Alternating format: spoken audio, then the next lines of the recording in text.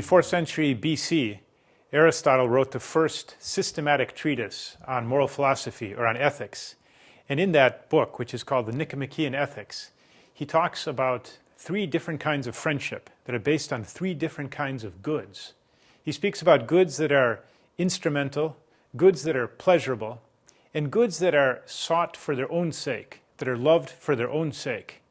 And so with these 3 kinds of goods, the instrumental, the pleasurable, and the noble goods that are for their own sake, he describes the basis for 3 different kinds of friendship. We can have friendships that are of utility, that are based on an instrumental good. We can have friendships that are for the sake of pleasure, because we enjoy the company of someone else, for instance. And then we can have friendship which is based on a good which is sought for its own sake. Of course, this 3rd kind of friendship is the more robust kind of friendship. It's really the authentic, genuine friendship, when 2 people really care for one another. If we consider the first kind of friendship that's based on utility, we could see how even a band of thieves or pirates can have that kind of friendship, because they act together in concert for a particular good, which might be overtaking a ship, a vessel, and plundering all of the treasure on that ship. Now, of course, that's a very weak form of friendship. It's very unstable.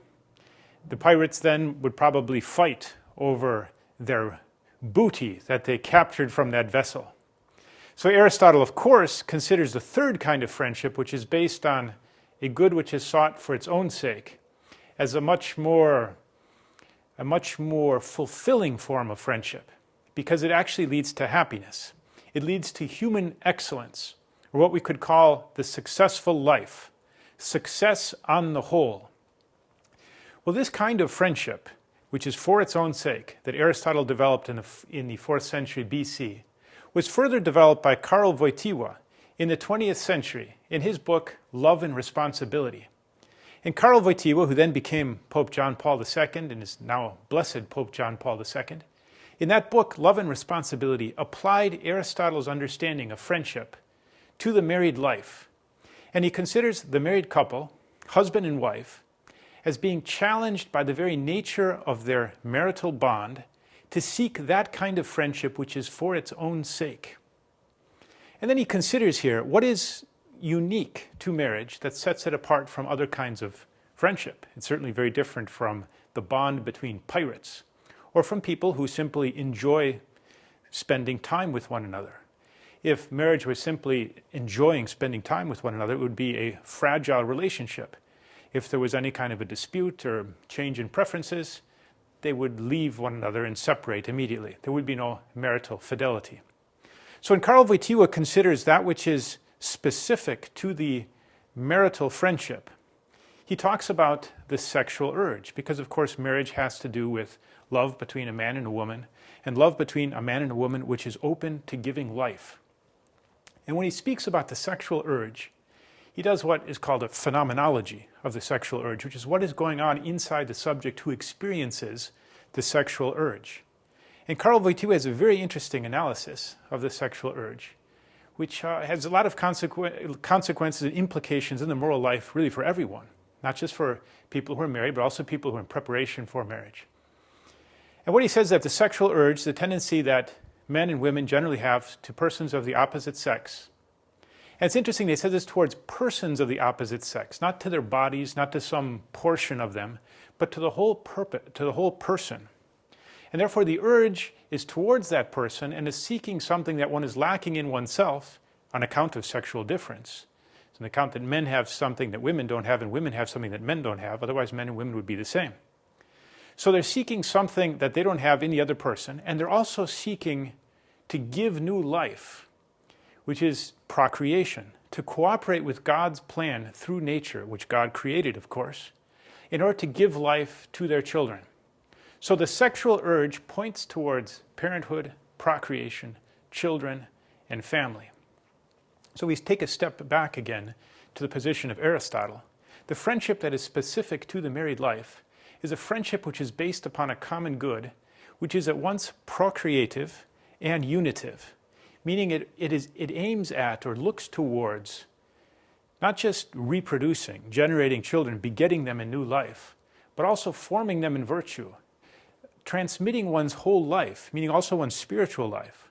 Therefore, for believers, especially for Christians, they seek to transmit also their Christian faith to their children, with the hope that their children will even live forever in God, in paradise. So the procreative and unitive aspects of marital friendship are specific and constitutive of the marital bond. Now it's interesting if we look a little bit more closely at what procreation and what union means with respect to conjugal life, to the married life. Because procreation and union are, according to Karol Wojtyla, intrinsically inseparable, because the one forms part of the other. They're like two sides of the same coin. You can't have marital friendship without openness to children. So to have the union between husband and wife, spousal union, there needs to be that openness to children.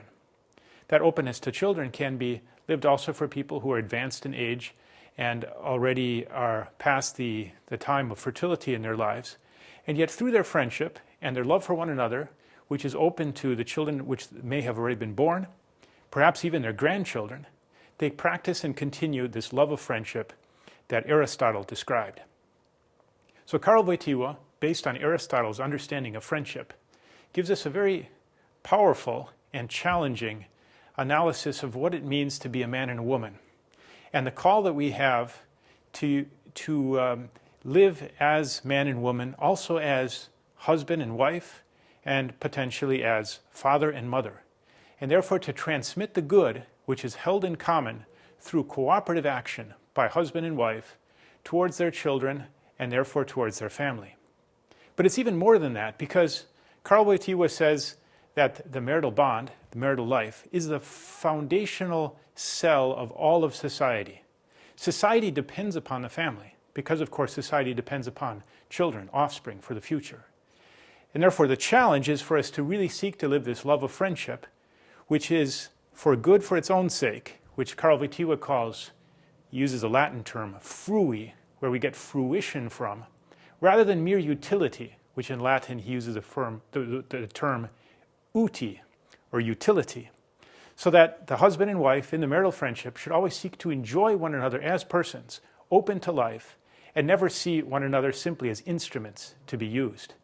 That's a challenge for all of us when we experience the sexual urge, to always experience it as open to life, open to parenthood, open to the spousal union, so that it might always be an enjoyment of persons, understood in this transcendental capability to give life by cooperating with God's plan, and never closed to merely taking advantage of someone, or using them, or even using one's own body.